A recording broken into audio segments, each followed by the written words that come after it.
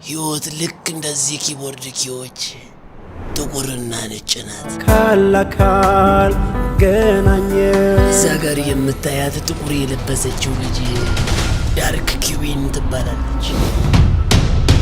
ጸሎቴ ሁሉ ከዛ እስር ቤት መውጣት ነው። አውቃለሁ አንቺ ልጅ ነው የሞተብሽ።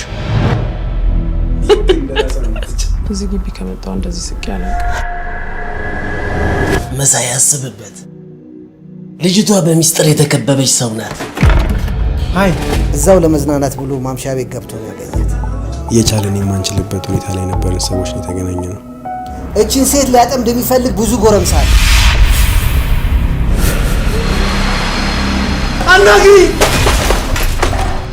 ተቷታ ጋር መቼም ተቷታለ አልቷል።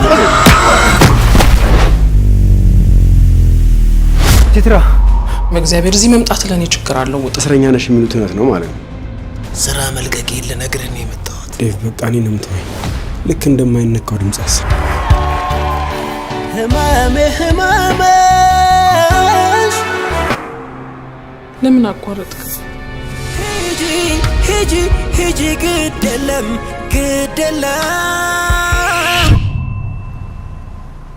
ህይወትህን እንደ ሙዚቃ ቅኝት ወቀው።